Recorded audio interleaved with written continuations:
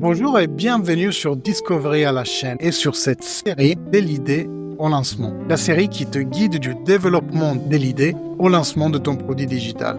Aujourd'hui, on va parler d'un sujet crucial, comment analyser son marché et comprendre ses concurrents avant même d'écrire une seule ligne de code. Parce que, spoiler alert, avoir une idée, c'est pas suffisant. Et bien souvent, tu auras besoin d'un business model à présenter à des éventuels investisseurs. Tu peux avoir le concept plus génial du monde, mais si tu ne sais pas qui sont tes futurs clients, qu'est-ce qu'ils veulent, contre qui tu te bats, tu prends le risque de construire un produit pour personne. Et c'est exactement ce que l'on veut éviter. Dans cette vidéo, on va d'abord voir ensemble les méthodes et les outils qui te permettent de réaliser une étude de marché efficace. Ensuite, on appliquera tout ça à JobSnap, notre application fictive, pour voir comment ces principes s'appliquent dans la vraie vie. Et comme toujours, cette série est interactive. Dis-moi en commentaire si tu as déjà fait une étude de marché ou un business plan pour tes projets. Est-ce que c'était simple, la galère totale? J'ai hâte de lire vos retours. Et si tu trouves que cette série et cette vidéo sont utiles, pense à liker et à interagir avec la vidéo, par exemple justement avec des commentaires, parce que cela fait grandir de façon organique la chaîne. L'algorithme YouTube comprendra que ce contenu intéresse. Si tu ne veux pas rater la suite, tu peux aussi t'abonner et activer la cloche. Tu es prêt? C'est parti. L'étude de marché, définition et méthode. Mais pourquoi faire une étude de marché? Avant d'attaquer la pratique, commençons par des questions assez simples. Pourquoi est-ce si important de faire une étude de marché? Après tout, certaines startups n'ont démarré sans, non? C'est vrai. Mais celles qui réussissent sont rares, très rares. Prenons un exemple célèbre, Segway. À l'époque, l'entreprise pensait révolutionner les transports urbains avec un gyropode futuriste.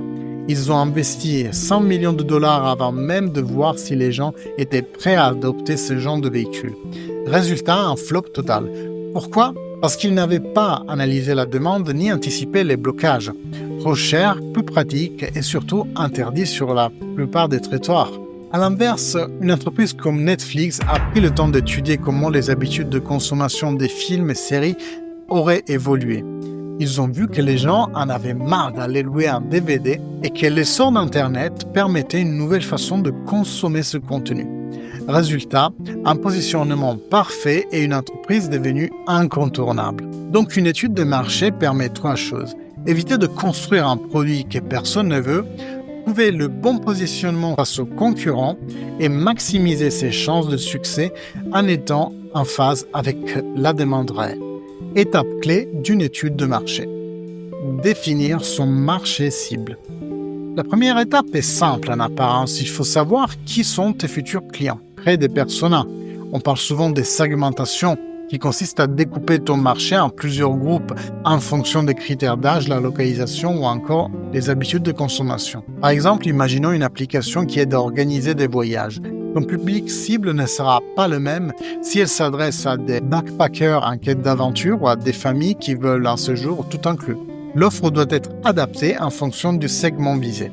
Un bon moyen de définir son marché cible, c'est d'utiliser la méthode des personas. On le verra dans la vidéo successive. Un persona, c'est un profil fictif d'un utilisateur type. On lui donne un nom, un âge, un parcours et surtout des besoins précis.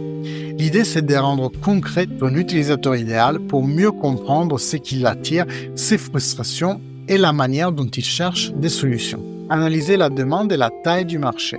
Une fois ton public cible identifié, il faut vérifier si le marché est assez grand et s'il est en croissance. Parce que si ton idée s'adresse seulement à 200 personnes dans le monde, autant dire que le business ne va pas aller très loin. Pour mesurer ça, plusieurs outils existent. Google Trends est un bon point de départ. Il permet de voir si un sujet est en tendance ou en déclin. Ensuite, des plateformes comme Statista, INSEE ou encore des études sectorielles peuvent donner des chiffres concrets sur la taille d'un marché donné. Étudier l'environnement avec Pestel. L'étude de marché ne s'arrête pas aux clients et aux chiffres. Il faut aussi analyser l'environnement global qui peut impacter ton projet. Pour ça, on peut utiliser l'analyse Pestel. Pestel, c'est un acronyme qui représente 6 facteurs clés qui influencent ton marché. Politique, économique, social, technologique, environnemental et légal. Pour les facteurs politiques, est-ce que des lois ou des réglementations peuvent influencer ton business? Par exemple, dans certains pays, les plateformes freelance sont très encadrées, ce qui peut compliquer leur développement. Il y a ensuite les facteurs économiques. Une crise économique peut-elle réduire la capacité d'achat de tes clients? À l'inverse, une période de croissance peut créer de nouvelles opportunités. Les facteurs sociaux, les comportements changent avec le temps. Le télétravail, par exemple, a explosé ces dernières années, ouvrant des portes à de nouvelles startups spécialisées dans les outils collaboratifs. Il faut prendre en compte aussi les facteurs technologiques. Certaines innovations transforment les marchés essentiels. L'essor de l'IA, par exemple, a permis la création d'outils comme ChatGPT qui ont complètement changé la manière dont on interagit avec la technologie. Il y a aussi les facteurs environnementaux. Aujourd'hui, une entreprise qui ne prend pas en compte l'écologie peut vite être perçue comme dépassée. De nombreuses startups intègrent maintenant des pratiques éco-responsables dès le départ. Last but not least, facteurs légaux. Certaines industries sont soumises à des régulations très strictes.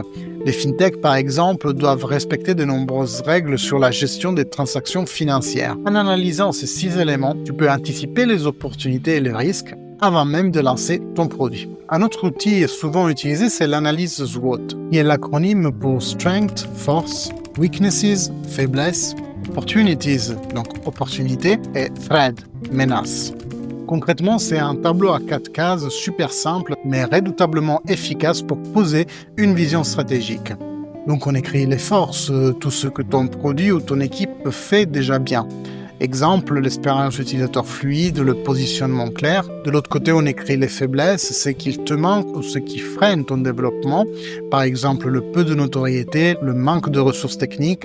On note les opportunités, les tendances du marché, l'évolution sociétale ou des technos qui peuvent t'avantager et également les menaces, donc les freins, les risques, les concurrents bien installés, la réglementation. Quoi ça sert? À prendre du recul et à prioriser intelligemment les axes d'action. Renforcer les forces ou corriger les faiblesses, saisir des opportunités ou anticiper des menaces. On a aussi le Business Model Canvas ou la matrice d'Osterwalder. C'est un outil visuel qui te permet de modéliser ton business en une seule page. Il se structure en 9 blocs, chacun représentant une composante essentielle de ton produit ou service. Segment client, à qui tu t'adresses, proposition de valeur, quel problème résous-tu ou quelle promesse tu fais, les canaux, comment tu atteins tes utilisateurs, web, mobile, bouche-oreille, relations clients, quel type de relation tu entretiens avec eux, si automatisée, humaine, communautaire. Quelle est la ressource des revenus, comment tu gagnes concrètement de l'argent, ressources clés, quels éléments sont indispensables à ton business, par exemple l'équipe, la tech, la data. Les activités clés, c'est que tu dois faire pour délivrer ta proposition de valeur. Les partenaires clés qui t'aident à fonctionner, les fournisseurs, les API, les agences. La structure des coûts. Où part ton budget? Quels sont tes postes majeurs?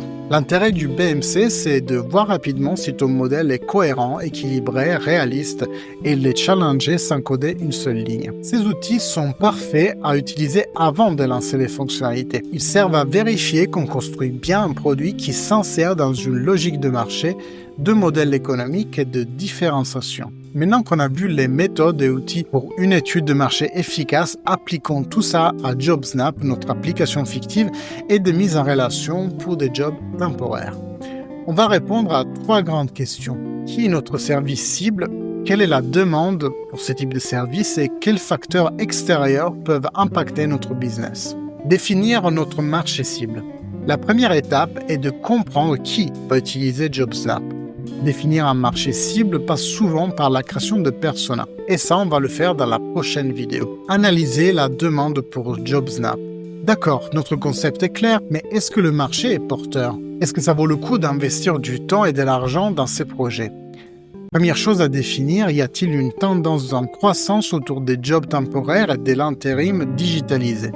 Pour ça, on peut voir Google Trends et voir si les termes comme job temporaire, travail temporaire ou intérim digital ou intérim tout court sont en hausse. Ensuite, on peut creuser avec Statista et INSEE ou des rapports d'études de marché pour voir si le nombre de travailleurs temporaires augmente. D'autres méthodes, les sondages. On peut créer ensemble questionnaires ou partager des réponses sur des groupes Facebook ou des forums étudiants et d'intérimaires pour voir si l'idée intéresse réellement des futurs utilisateurs. Si ces analyses montrent une tendance positive, c'est un bon indicateur qu'il y a une vraie opportunité sur le marché. Analyse Pestel appliquée à JobSnap.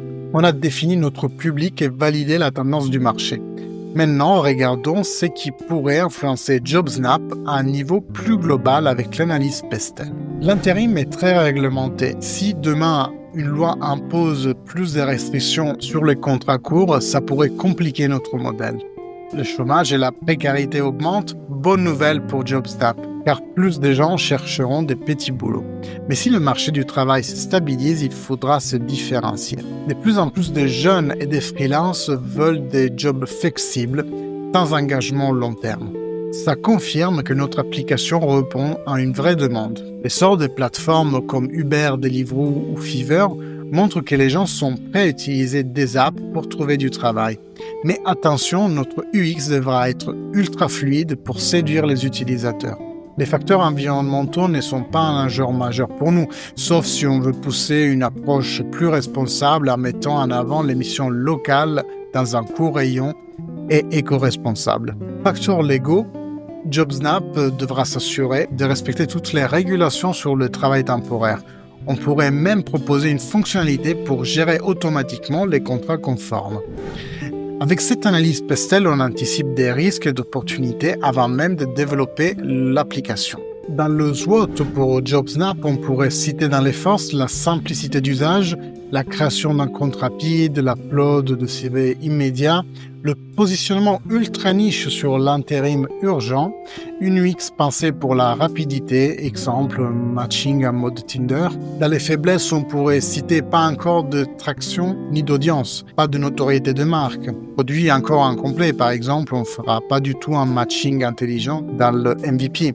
Dans les opportunités, on pourrait citer l'explosion du marché du gig économique de l'intérim digitalisé, peu de solutions adaptées aux jeunes diplômés ou aux métiers manuels, ou l'intérêt croissant des entreprises pour les solutions RH automatisées. Dans les menaces, on pourra sûrement parler de concurrence d'acteurs établis comme Indeed, GoJob, StaffMe, risque de cannibalisation par des plateformes comme LinkedIn, même si l'intérim ne me semble pas être leur cœur de commerce, ou la dépendance au RGPD pour la gestion des données personnelles. Grâce à ce SWOT, on comprend vite qu'il faut capitaliser sur notre vitesse de mise en relation tout en évitant de s'éparpiller avec trop de fonctionnalités.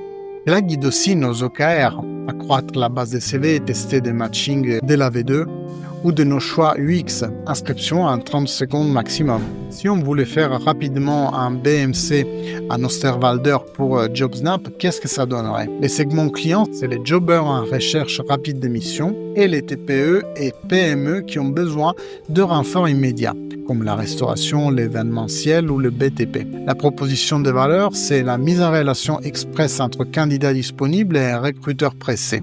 Simplicité, rapidité, pas de blabla. Les canaux, on pourrait citer sûrement l'application mobile disponible sur les deux plateformes, le référencement local ou des réseaux sociaux comme TikTok, Insta, et les partenariats avec des agences d'intérim. D'ailleurs, on pourrait même envisager plus tard de créer clairement une plateforme SaaS où chaque agence intérim viendrait s'installer sur notre solution. Il y aura sûrement un autoservice en V1, puis peut-être envisager du chatbot.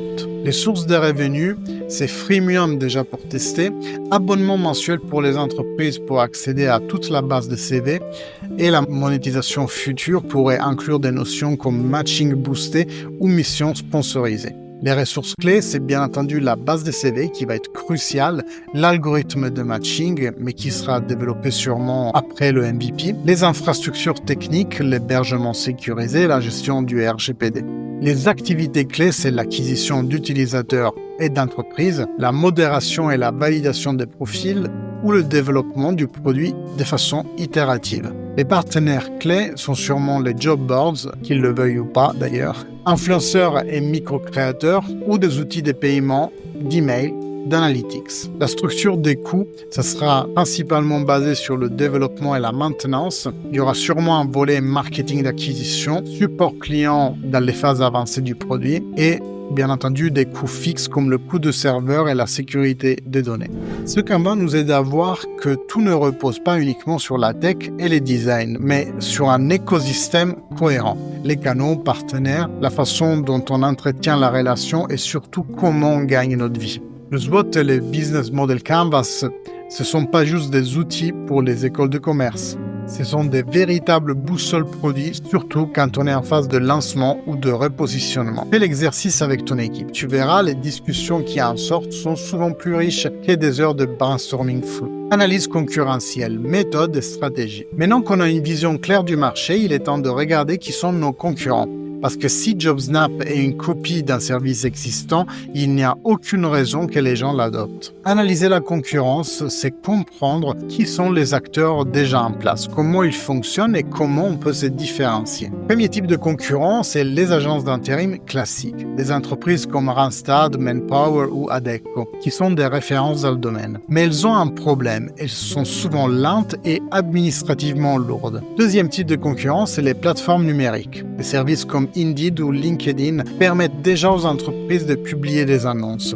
Mais ça prend du temps et c'est pas du tout optimisé pour l'urgence. Troisième type de concurrence, c'est les applications spécialisées comme Fiverr, TaskRabbit, Uberworks qui proposent déjà des missions courtes. Donc il faut s'assurer que JobSnap propose quelque chose d'unique. D'accord, on sait maintenant que le marché existe et qu'on peut se différencier. Mais comment être sûr que JobSnap couvre véritablement son audience? Et c'est là qu'intervient le concept de Product Market Fit. On parlera bien entendu du Market Fit dans les vidéos suivantes. Voilà, on a vu comment faire une étude de marché complète et l'appliquer à JobSnap. Maintenant, c'est à toi de jouer. Dis-moi en commentaire quel est ton plus gros challenge pour valider une idée produit. N'oublie pas de liker et commenter la vidéo. Le fait d'interagir va pousser la plateforme à exposer ce contenu à plus d'utilisateurs et c'est grâce à toi que cette chaîne va aussi grandir. Et bien sûr, abonne-toi pour ne pas rater la suite. Dans les prochaines vidéos, on parlera d'utilisateurs cibles, donc les fameux personas, d'enquête utilisateur approfondie, de KPI. Enfin voilà, il y a de la matière. Merci à toi et en attendant, je te dis à bientôt sur Discovery à la chaîne. Ciao.